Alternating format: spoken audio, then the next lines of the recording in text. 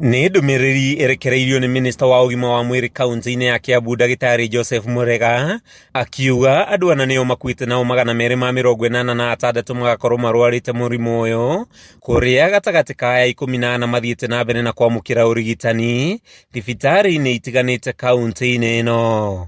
Lost 4 lives, but if either some of those are those who came very late. Most of them actually came very late. Those are like one who was just corrected unconscious on the road, and he could not express himself, and actually he passed on even before he could get even any details. That's why there's report out of unknown, because we didn't know where he came from. Gicigo cia umbunge cia Ruiru, Juja na Thika nĩcio ihutĩtio na njĩra nene, mũrimũ ũrĩa Murega augĩte ũcũngĩrĩirio nĩ andũ kwaga gũthingatithia ũtheru. 13 new cholera cases over the last 24 hours have been identified. Ruiru having 5 cases, Juja 6, Kiambu 1, Thika town 1. But that was by Wednesday, that is within the last 24 hours.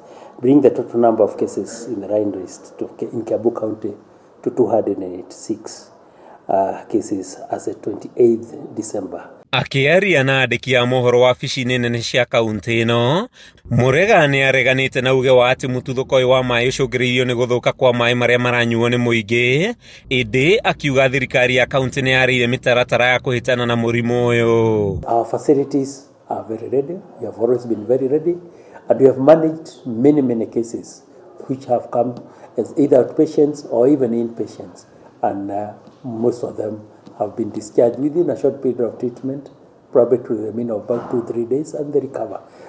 Cholera, when got early or diagnosed early, it responds very well to treatment. Mwena-inĩ wake minista wa maĩ na marĩa matũrigicĩirie David Kuria akiuga atĩ nĩ maratigĩrĩra mũingĩ nĩ wakinyĩrwo nĩ maĩ matheru na gũtigĩrĩra atĩ nginyagia kambuni iria ciendagia maĩ nĩ cirendia maĩ matheru kũrĩ mũingĩ, gũkũ mũingĩ ũkĩũrio gũthingatithia ũtheru. Also working with the national government to see to it that all those policies that they have come up with in terms of maintaining hygiene and providing clean waters, they are followed. And in Kiambu, we have taken the lead. Handũ-inĩ ha Kameme TV kuma kaunti-inĩ ya Kiambu, rĩtwa rĩakwa nĩ Matthew Ndung'u.